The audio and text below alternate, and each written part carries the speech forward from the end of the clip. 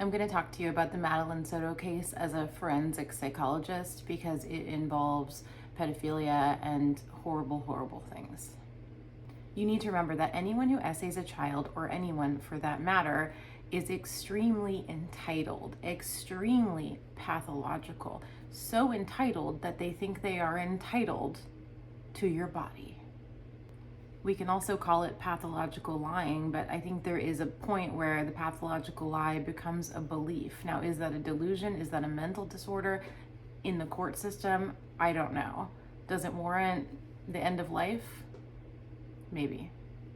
Madeline Soto was a 13-year-old girl living in Florida. She didn't go to school one day, and supposedly her mother wasn't aware.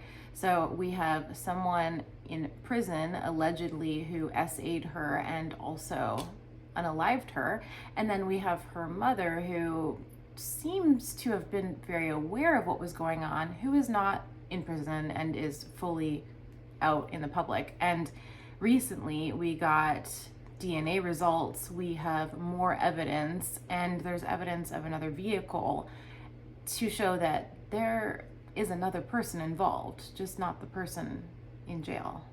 As a forensic psychologist who has worked in very dangerous maximum security settings, I can tell you that the men committing SA on children are often doing it when they have a spouse or a partner present, and the partner lets it happen.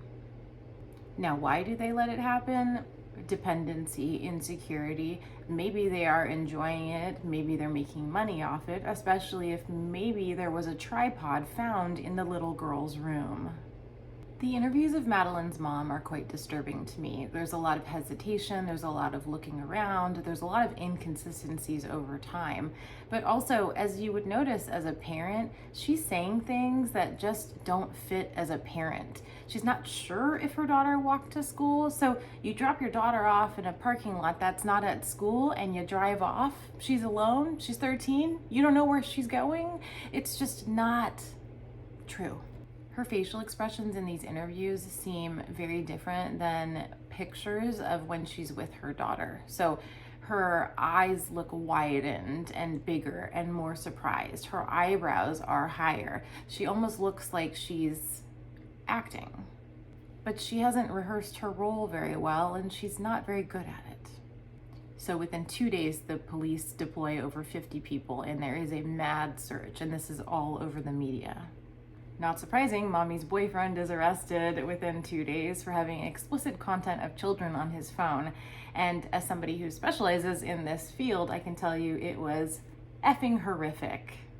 And on that day, or around that day, he did a factory reset on his phone trying to delete the images, which is fairly interesting because for me to do a factory reset on my iPhone, it would take me forever to figure out how to do it. He said he did it by accident.